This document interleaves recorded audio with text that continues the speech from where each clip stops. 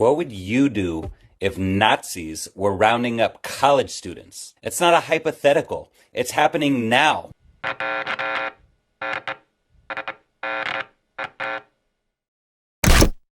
Welcome to the RNL Revolution Nothing Less show. What you just saw was from the REVCOM social media sounding the alarm about the kidnapping of MAHMOUD KHALIL, who we'll be talking about on today's show. This is the RNL show number 239 on March 13th, 2025. My name is Andy Zee, and I'm here with Annie Day. Good to be here, Andy. All right, this is a show about revolution, and it's a show for revolution, a real revolution for the emancipation of all of humanity. We base ourselves on and we promote the work of the revolutionary leader Bob Avakian, who's brought forward the new communism, a framework for human emancipation that is scientifically grounded and visionary. And you'll be hearing more from Bob Avakian in an interview that was done with him recently on today's show about this new communism.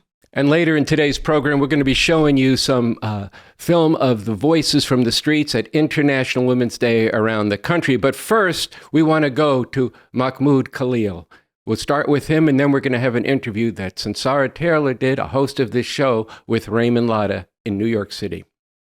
This encampment is a minor inconvenience compared to the generational shaping events taking place now in Gaza. Throughout the negotiations, the Shafiq administration treated this movement as a matter of internal student discipline rather than a movement, or rather than as one of the great moral and political questions of this generation. Colombia's short-sighted political decision making today in the face of a genocide that has stolen the lives of over 34,000 human beings, women, men, babies in Gaza, that has destroyed lineages and heritage sites and universities, will be a stain on its legacy forever. This is not a matter of simply violating university rules. This is a movement, an anti-war movement. Agents from President Donald Trump's administration have arrested Palestinian graduate student MAHMOUD KHALIL, who played a prominent role in last year's pro-Palestinian protests at New York's Columbia University.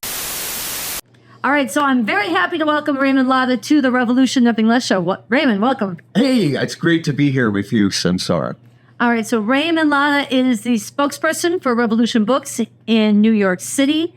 And he has also been out on the streets protesting the recent abduction by ICE of MAHMOUD KHALIL. Free MAHMOUD KHALIL, no! They yelled MAHMOUD KHALIL's name outside of Columbia University. And you led a program last night at Revolution Books to talk about the emergency that this concentrates.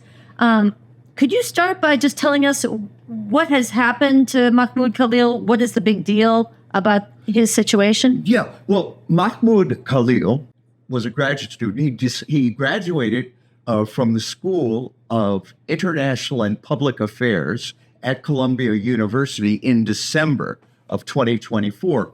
And Mahmoud was very much involved, deeply and actively involved in the Palestine Solidarity Movement, the Stop the Genocide movement at Columbia University, the movement to demand that Columbia divest of its investments in war crimes, in essence. And Mahmoud was a negotiator for the movement in its interactions with the administration. Now, what happened is that last week, last Saturday, agents of ICE came to Mahmoud's apartment. This is student housing off the campus. They came to his apartment and they announced that they were going to revoke his student visa. Well, he didn't have a student visa because he had a green card. He's a legal permanent resident of the United States. And these agents took him in hand. They grabbed him in front of his wife, 8 months pregnant, and they whisked him off in the dark of night. So he was, as you said, he was abducted. He was extracted from his apartment. This is a nightmarish Gestapo-like scenario. So then he was taken to a detention center in Newark. And as his lawyers learned of what was happening, they wanted to find out of his whereabouts, his condition. And then the news came that he was being transferred to another detention facility, and this is in Louisiana. And let's be clear, detention facility is too kind and polite a term. These are prisons, with deplorable conditions in them. And again, this is the kind of nightmare scenario of fascism on the loose, grabbing, extracting, people who are voicing dissent and opposition to a government and regime. And people have to know that this was coming at the direct order of the State Department. Marco Rubio, right, who has made it his mission, to quote unquote crack down on this protest. And Trump had issued an order, a statement that was translated into an order that these foreign-born students and faculty who engage in protest, which he is labeling as illegal protest because they are standing up against the U.S.-backed genocide in Gaza, that they will be subject to arrest and punishment, and those who are foreign-born will be arrested and deported. Yeah, I think it's extremely harrowing that as soon as this happened, Donald Trump put out a tweet and named Mahmoud Khalil by name and said there will be more arrests to come. And we're told this country is supposed to be allegedly a country of laws, not of men, not of any arbitrary whim of the president. Just his say-so.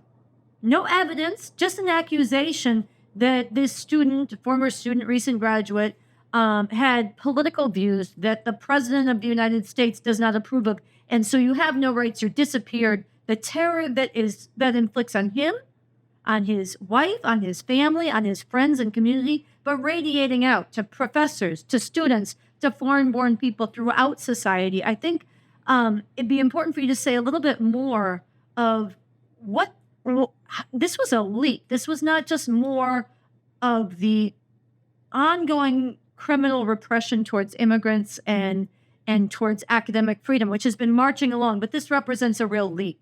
Yeah, it does. The basic facts of his case were his green card, which is ostensibly, providing, citizenship rights. He's a permanent resident, that green card counted for nothing. So people, you should understand that is in and of itself a leap. They are saying that this is no longer going to be honored. This is no longer going to be respected. So that the political views and the enforcement of those political views of the fascists who rule this society, they take precedence over the rule of law, over these constitutional protections. So this is a leap. And also, this is coming, by the way, just a week after the federal government suspended $400 million, of funding for scientific research, for important research that is conducted at Columbia University. And the pretext for that was that this university has not cracked down on anti-Semitism. And that, is a cover. And this is a nonsensical bullshit charge that's leveled against the movement to stop the genocide in Gaza, that people who oppose Zionism, that oppose, the horrors that are being inflicted on the Palestinian people, are intrinsically anti-Semitic for taking a stand against Israel. And now this administration is stripping Columbia University of research funds because they have not adequately aligned their views and their actions, that is, to suppress this movement with the fascist regime. And this is part of a larger process of restructuring the university in an ugly, fascist image. They want to turn the university, which is one of the few places where dissent and critical thinking have initiative, they want to turn the university into a dead zone of compliance with and obedience to fascism. What is possible if why is it important, and what would it look like, and what could be changed through people standing up and saying no to this? Yeah, well, I think what we've discussed is just how serious this attack is and what it represents. And the fascists, as I said, are trying to turn Columbia into a proving ground for how fast and how hard they can go in carrying forward their repressive agenda, including, and not unimportantly, remaking the university in that ugly fascist image. And here's the situation. You know, if you're a professor, you are now subject to all kinds of monitoring of what you're teaching. If you're a student, a point was made by a professor to me when I was out there that a student today who's foreign born has to risk getting arrested and detained and deported for going to a class at Columbia. This is how serious it is. We have to turn this into our proving ground. That is, that we have to build the resistance to this. We have to unite widely among faculty, among community, among progressive people everywhere to draw the line here at Columbia that this cannot go down. And if we draw people forward, building on people's righteous indignation about what is happening in society overall, and that this is a time when people of conscience have to step forward. Because, as Bob Avakian has pointed out, these fascists are going with a terrifying momentum. That was his phrase. This is a lesson of Hitler, with a terrifying momentum. And we have to build the momentum quickly. And if we can stop this, if we can build tremendous resistance among the faculty, the students, as I said, others, if we can turn this into a positive example, if we can beat this back, and that involves both, the struggle around releasing Mahmoud immediately, it involves the struggle of reinstating students who have been unjustly suspended and expelled. It involves, freeing faculty from the constraints of having to trim their sails, to the dictates of this fascist regime. We have to turn this into a crucible for resistance. And if we awaken and we mobilize resistance here, and if we beat this back, this can have a tremendously positive effect on the mood more broadly in society and the willingness and capacity of people to stand up and fight this whole fascist agenda. Not here, not there, not anywhere. Raymond Lotta, I'm so glad we were able to make some time to talk today. This is incredibly high stakes, and we will continue to follow it here on the Revolution Nothing Less show and at revcom.us. Thank you for having me.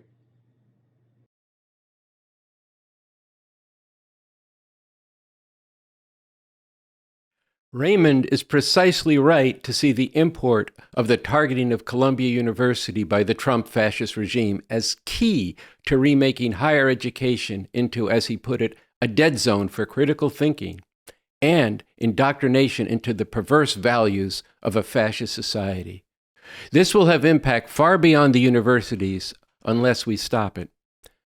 Bob Avakian, in a statement we featured on this show last week, said, quote, Hitler trampled on and quickly put an end to the basic norms and principles of that republic, forcibly imposing in its place the open fascist dictatorship of the Nazis. This laid the basis for all the horrific atrocities committed by the Hitler-Nazi regime, atrocities which were not committed all at once, but in an escalating way. A professor at Frankfurt University, and Frankfurt is a major city in Germany, wrote this, reflecting on his first faculty meeting after Hitler took power. Quote, Frankfurt was the first university the Nazis tackled, precisely because it was the most self-confidently liberal of major German universities, with a faculty that prided itself on its allegiance to scholarship, freedom of conscience, and democracy. The Nazis knew that control of Frankfurt University would mean control of German academia, and so did everyone at the university, end quote. The former president of Columbia University, Lee Bollinger, said of Columbia's response to Mahmoud Khalil's arrest, you neutralize the branches of government, you neutralize the media, you neutralize the universities, and you're on your way. We're beginning to see the effects on the universities. It's very, very frightening, end quote. Now, we want to pull the lens back to what is the overall situation we face with the Trump fascist regime and what must be done. Refuse Fascism has just issued a call to conscience, a call to act. This is a major statement of orientation, direction, and strategy to defeat this fascism. Let's watch Coco from the editorial board of Refuse Fascism. The Refuse Fascism statement, a call to conscience, a call to act, is a powerful tool to get millions of people in this country urgently oriented and acting to defeat Trump MAGA fascism before it can consolidate its rule. This statement needs to be spread to every corner of society starting now. Every week, the fascist Trump regime is making huge leaps in tearing up the rule of law and civil and democratic rights. With the criminally ominous arrest of MAHMOUD Khalil, fascism has advanced to the stage of Gestapo-like kidnappings of activists. Now is the time to take very seriously the lessons of the poem from Martin Niemöller. First they came for the communists, and I did not speak out because I was not a communist. Then they came for the socialists, and I did not speak out because I was not a socialist. Then they came for the trade unionists, and I did not speak out because I was not a trade unionist. Then they came for the Jews, and I did not speak out because I was not a Jew. Then they came for me, and there was no one left to speak out for me. Niemöller was a prominent pastor who started out as a supporter of Hitler, but later became a voice of opposition and a target of the Gestapo. This quote stands as an important indictment of German complicity with the Nazi horrors. But not enough people living in this country are seeing themselves in this poem. Not enough people, as much as they hate what Trump represents, are even recognizing this as fascism. And too many people are waiting for someone or something outside of themselves to come and stop this. The lesson of this poem is this: you must act before the fascists are at your door. Refuse Fascism has issued a call to conscience, a call to act that the German people did not have when there was still time to stop Hitler from carrying out his full program. This statement starts with a crucial foundation. No, in the name of humanity, we refuse to accept a fascist America. With the future of people all around the world hanging in the balance, we act for all humanity. If millions in this country facing fascism immediately make this their starting point, the outrages they are quietly accepting now can very quickly become intolerable. The statement goes on to justify a single unifying demand: the Trump fascist regime must go. Imagine this demand resounding through the streets and institutions and airwaves of this country, bringing society to a halt, filling people with the determination to stay in the streets until their demand is met. Until this regime faces that kind of political crisis, it can absorb protests against one attack or another. With their bloody hands on the levers of power and their bloody fangs on people's necks, the regime will constantly have the initiative, while the people will constantly be on the defensive, vulnerable to being divided and conquered and beaten into submission, physically, mentally, and morally. If we allow that to happen, it is not only people living in this country who will suffer. The Trump fascist regime, while it echoes the slave-holding Confederacy, Jim Crow segregation, and Nazi Germany, has no historical precedent in the scale of destruction it is setting into motion.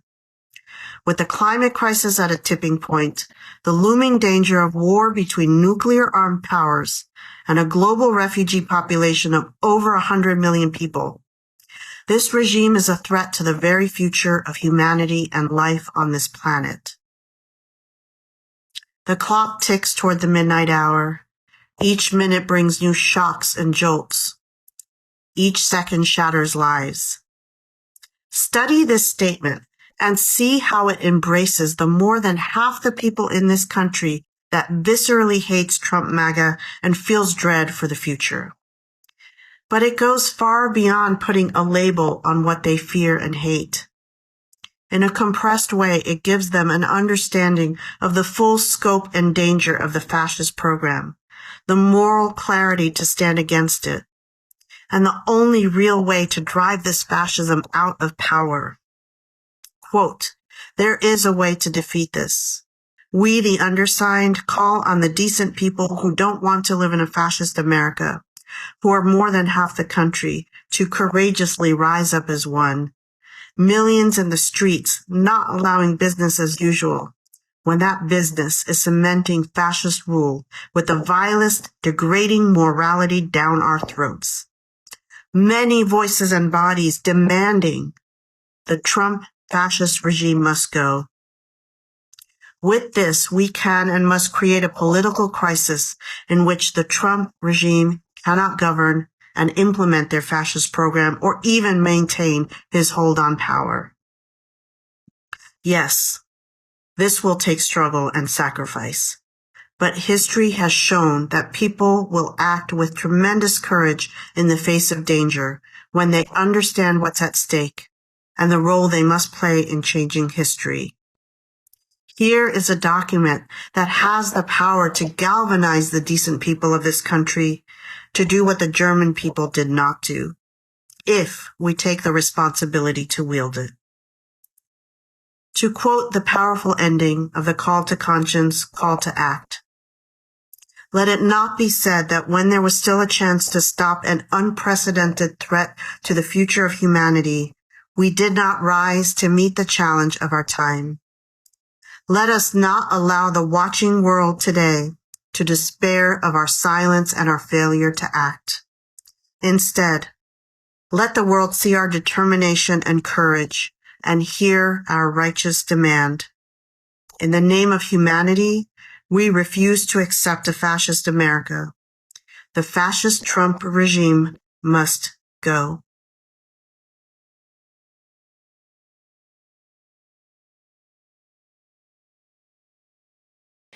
Now we're going to play you an excerpt from a new series of interviews that were done with Bob Avakian. Humanity does not have to live this way. This is from part 2, The New Communism, a whole new way to live a fundamentally different system. Let's watch.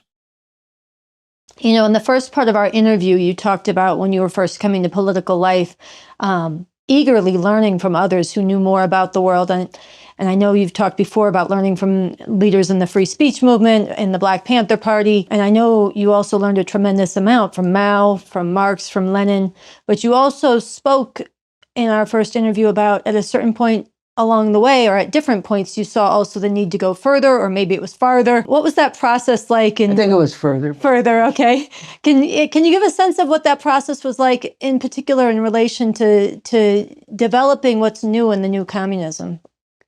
Well, yeah, I mean, look, the basic idea of communism is to move beyond a world in which society is divided into a relatively small group of people exploiting masses of people in order to enrich themselves and in order to, maintain control and power over society and to contend in the international arena with other capitalists doing the same thing. The whole point of communism is to move beyond that. The original founder of communism, if you want to put it that way, Karl Marx, talked about what we refer to as the four alls. He said, communism means moving to where you've gone beyond the economic relations of exploitation, not of capitalism, but also of all previous societies, like feudalism, where masses of peasant serfs are exploited by big landowners, and obviously slavery.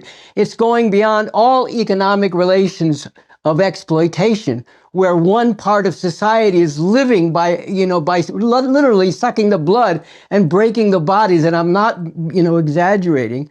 If you look what's actually happening, including to more than 150 million children around the world, it's literally a system where a small number get wealthy and get powerful by breaking the body and destroying the souls, if you want to put it that way, of billions of people around the world, including, more, as I said, more than 150 million children in places like the Congo and elsewhere around the world. So it's, communism means moving beyond that and establishing an economy that's actually, a cooperative economy with collective ownership of the means to create the wealth of society, and to use that and to produce it and to utilize it in the interests of the masses of people. So it's moving beyond an economy based on exploitation in any form. It's moving beyond social relations that go along with that exploitation, like the oppression of women, or in the history of the U.S., the horrific oppression also of Black people and other people of color.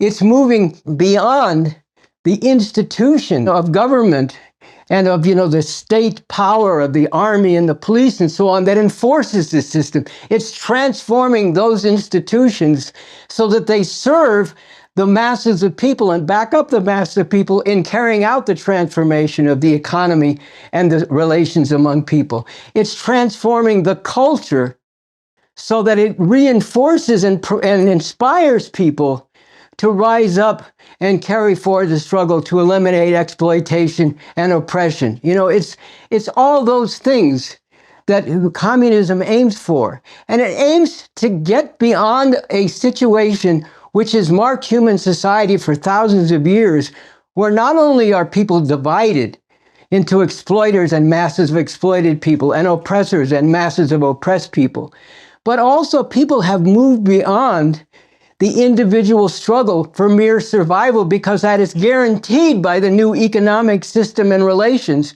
and the way society, functions. And that, this is, tremendously important. Once again, you go back to Marx, for example, and I have learned a great deal from Marx, and it's very important. There would be no communism and there would be no new communism without Marx, even while, I've said in analyzing the historical experience of communism that on the one hand, Marx and his, running buddy Engels were extremely far-sighted, but also in some ways naive.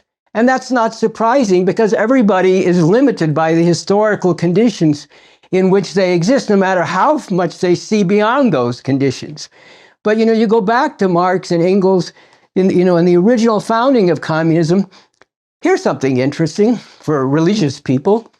They actually took the slogan that's from the book of Acts, I believe, in the Bible, and, used it to describe the basic way in which communist society would proceed, from each according to their ability to each according to their needs. That was something in the book of Acts. They talked about how the early Christian societies functioned.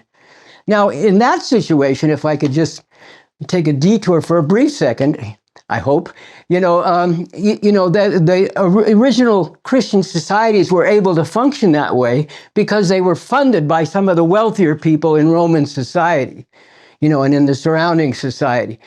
But in the future communist society, that's not the way it'll be. It'll be the whole society will provide for the implementation of the reality where people contribute to society voluntarily because they understand that the more that the society as a whole advances in the interests of the masses of people, in the interests of the people as a whole, the better their own situation will be, because everybody will be working together to advance together.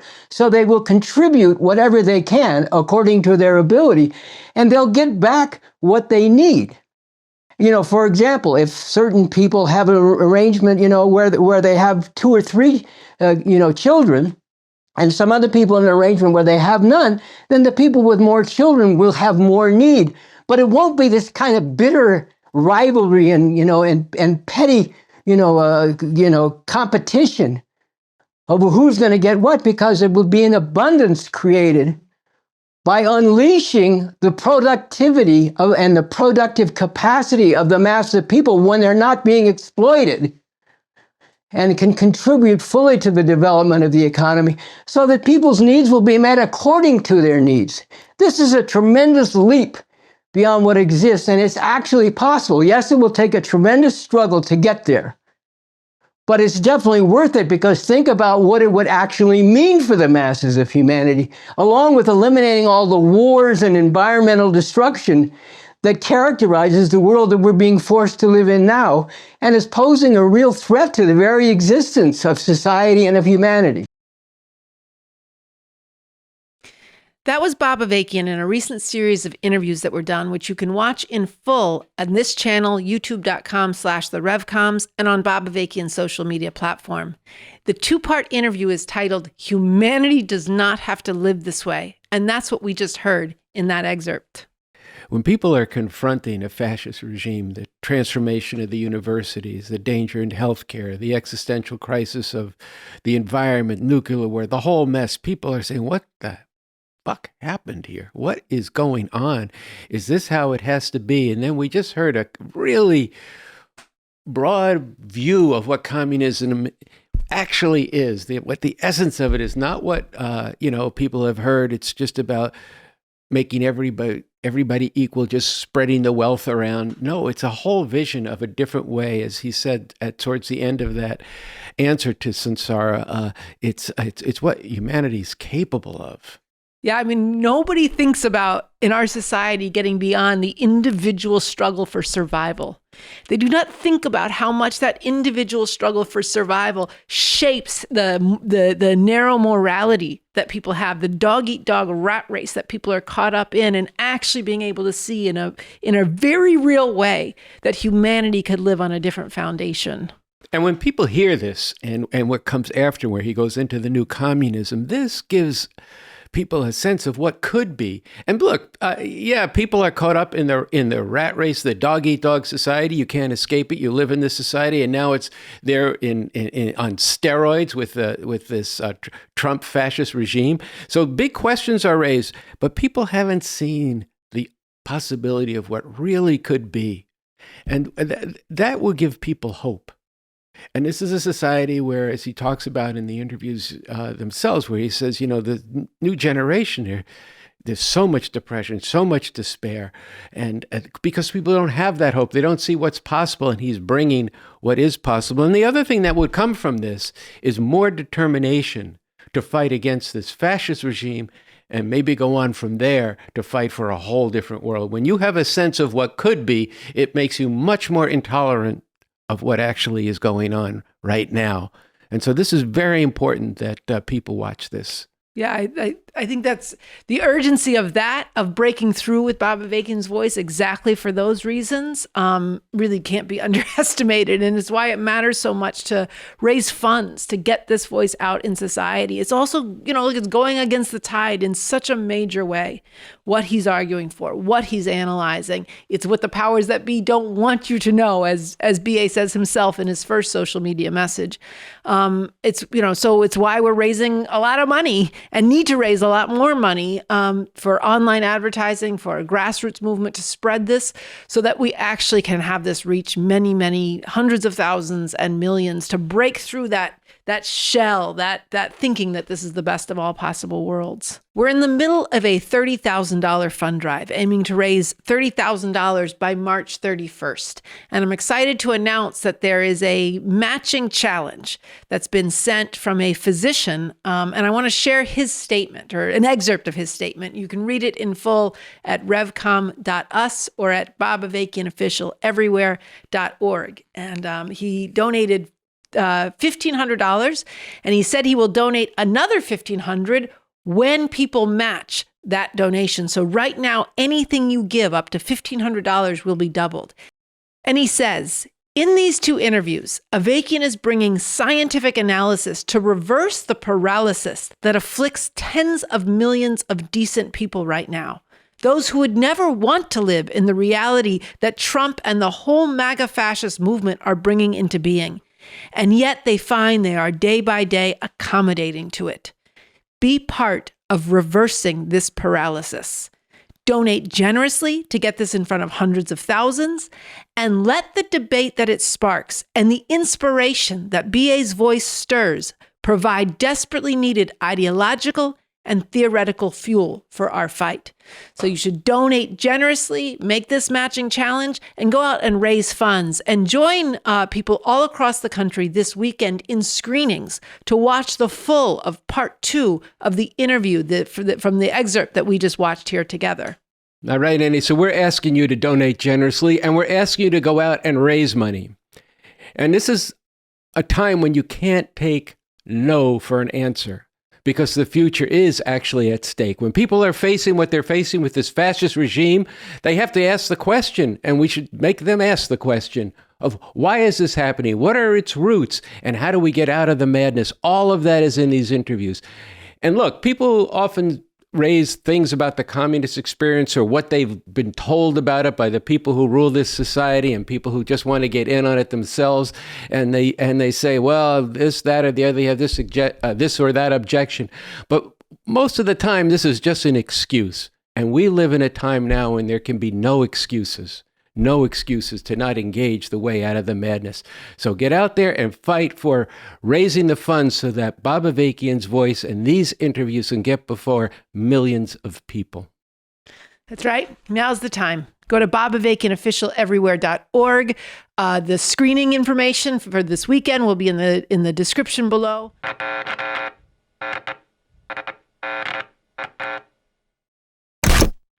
Last Saturday was International Women's Day, a day to fight for women's liberation all over the world. This took place amidst the rising Trump MAGA fascism. In over 300 cities across the country, people took to the streets, responding to the call for protest from a range of organizations, including Women's March, Refuse Fascism, and others. The REVCOM Corps for the Emancipation of Humanity were also in the midst. Refuse Fascism rallied behind the demand, stop the war on women and LGBTQ people. In the name of humanity, we refuse to accept a fascist America. The Trump fascist regime must go. We're going to show you some of these voices.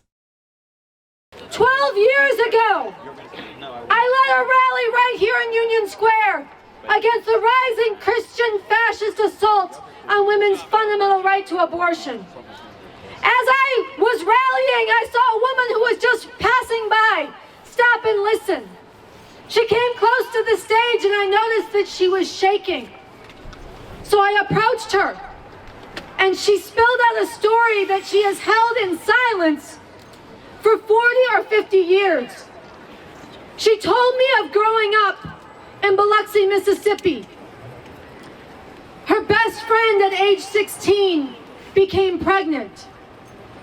And this best friend was deeply religious.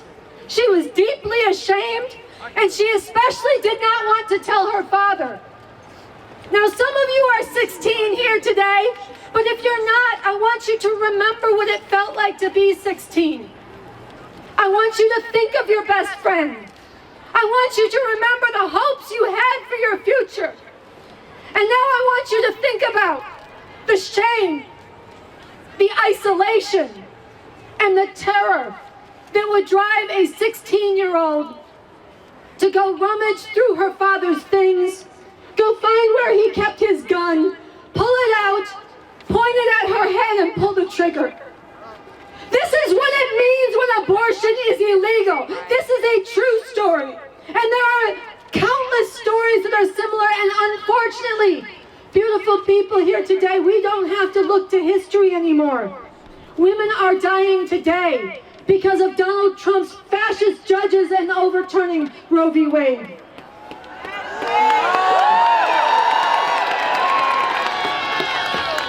Portia Gumezi, Gisele Barnica, Navia Crane, Candy Miller, Amber Thurman. These women have died because of Donald Trump's fascist overturning of Roe v. Wade.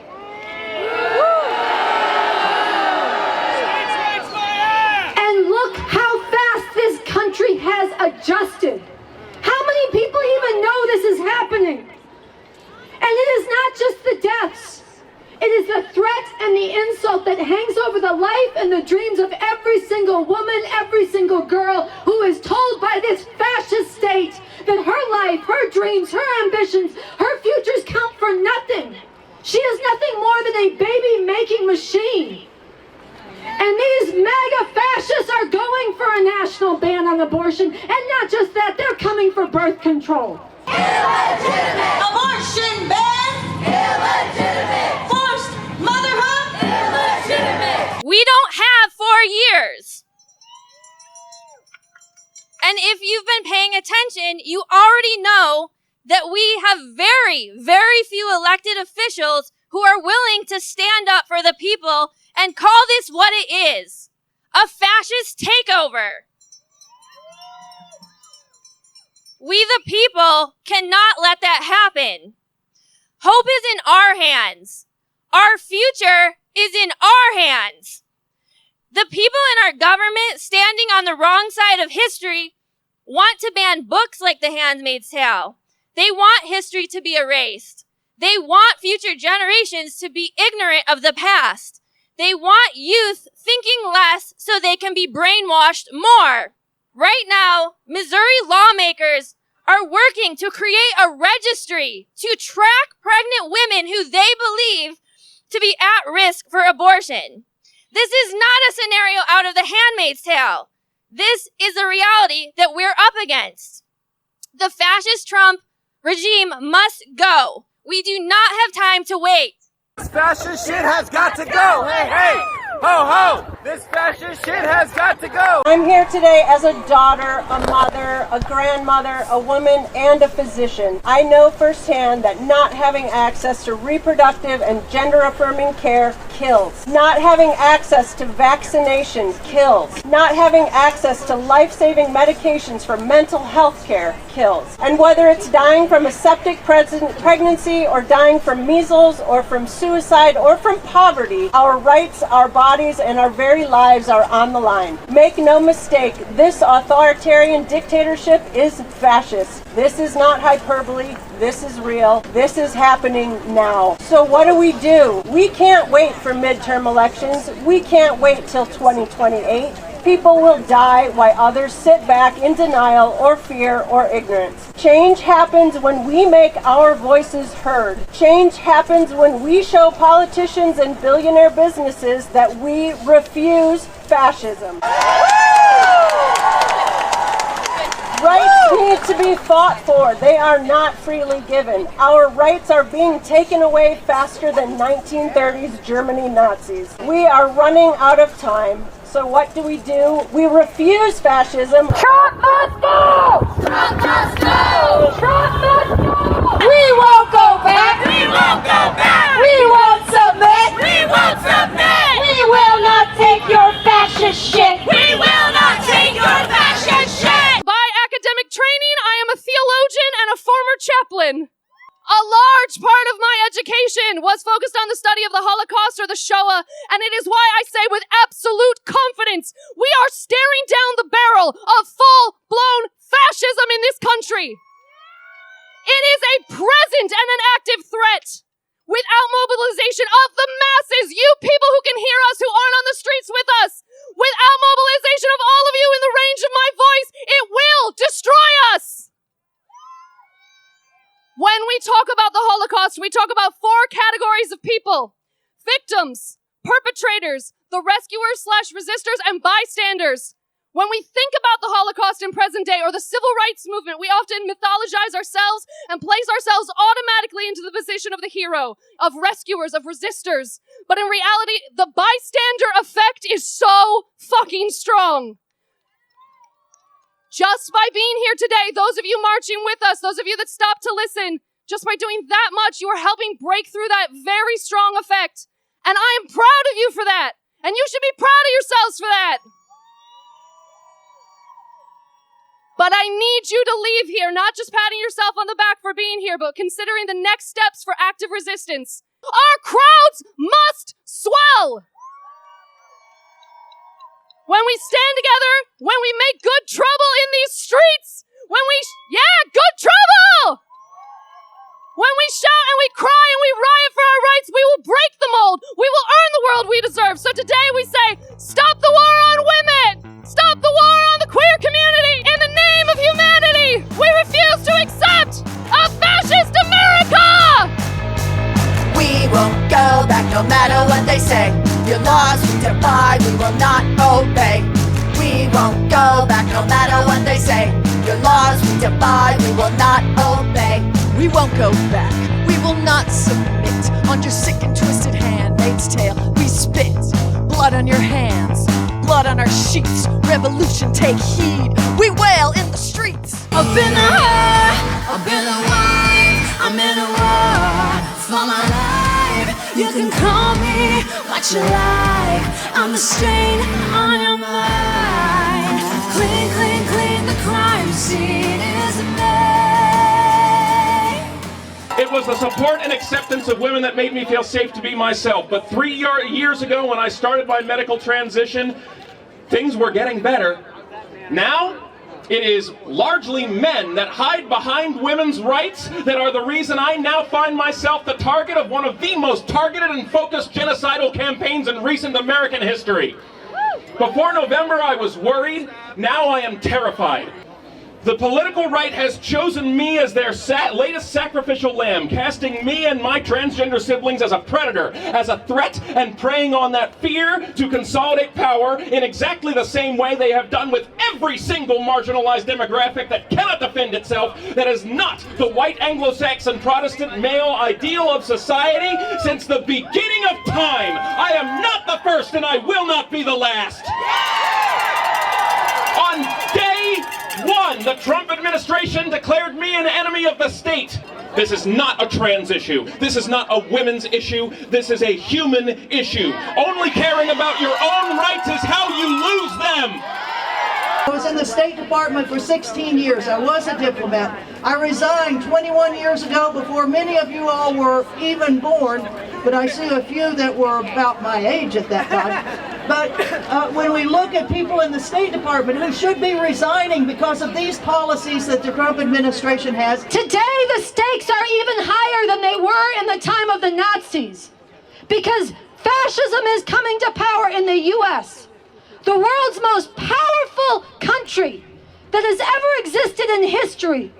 And it is coming to power. It is consolidating at a time of global climate catastrophe, and as nuclear armed powers are at each other's throats, this fascism threatens the future of humanity. So this brings me to the most important lesson of Nazi Germany. That is, that fascism must be defeated before it is able to consolidate.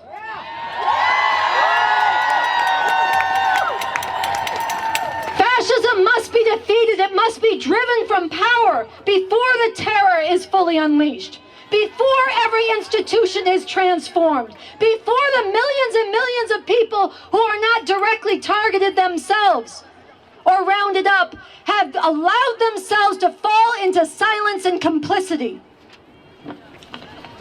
So there is let me say, complicity means you are guilty of a crime. Doesn't mean you started the crime. It means you were in a position to stop it and you failed to do so, so now you become responsible. And there is one force that is powerful enough to stop the fascism of Trump MAGA. No, it is not Congress. No, it is not the courts. No, it is not the Democratic Party or that so-called mythical, sane Republican who's patriotic. The force that can defeat Trump MAGA fascism is the millions and millions of regular people across this country who hate what he is doing.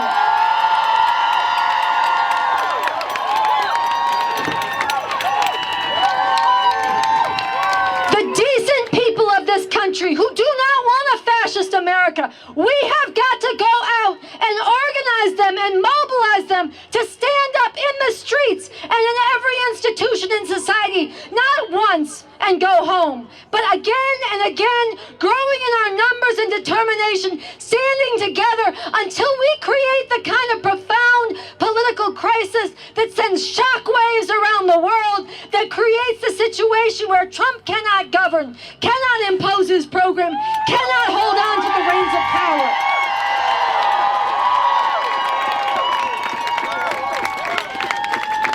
This is why I am calling on you to join refusefascism.org today, or partner with us if you're part of an organization already.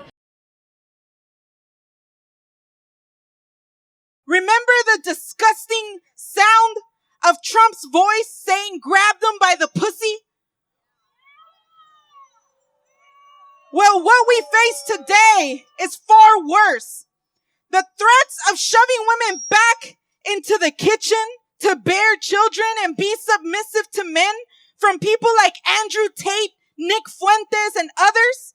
But these are not just some rabid bros on the fringe. This is what is being officially made the law with Project 2025. The REVCOM Corps for the Emancipation of Humanity are working tirelessly every day to bring forward what is required to unleash the fury of women as a mighty force for revolution.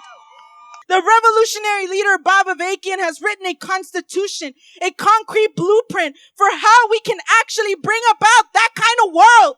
And I know that people are so weighed down by not even being allowed to dream about the possibility of what it will feel like to walk down the streets and not being looked at as a piece of fucking meat.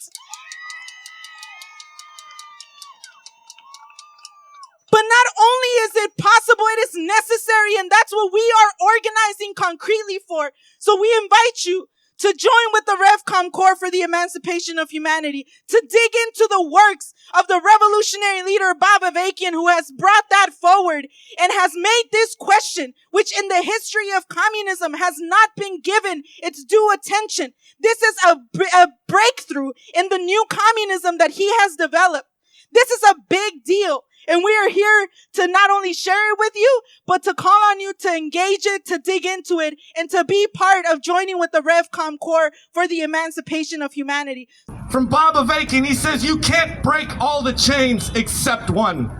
You can't say you want to be free of exploitation and oppression, except you want to keep the oppression of women by men. You can't say you want to liberate humanity, yet keep one half of the people enslaved to the other half. The oppression of women is completely bound up with the division of society into masters and slaves, exploiters and exploited. And the ending of all such conditions is impossible without the complete liberation of women. All this is why women have a tremendous role to play, not only in making revolution, but in making sure there is all the way revolution. The fury of women can and must be fully unleashed as a mighty force for proletarian revolution. This whole system is rotten and illegitimate. We need and we demand a whole new way to live, a fundamentally different system. When you join with the REVCOM Corps, you work to unite all who can be united, to move millions, to stop this fucking Trump MAGA regime before it can consolidate its power. You live by and fight for principles that are about breaking all the chains, and you do it as part of an organized revolutionary force. You work to defend the rights and lives of immigrants and trans people and everybody else who's being targeted by this regime. And you learn about and help spread the work of the revolutionary leader Bob Avakian, who's brought forward a strategy for revolution to emancipate society and developed a new communism to understand and change the world. Now look, I just want to leave you with one thing. Because I got up here, I talked about revolution. Some of y'all might be like, that sounds good, I want to check into that. Others of you might be, well, I got questions about that, Carl, I don't know. And some of you might be, well, I don't want a revolution. Wherever you fall out in that scale of things, one thing we have to be together on is we got to stop this Trump MAGA fascism before they can consolidate their rule. Women's fury, hear the sound! Women's fury, hear the sound! Tear this rotten system down! Tear this rotten system down! Ah!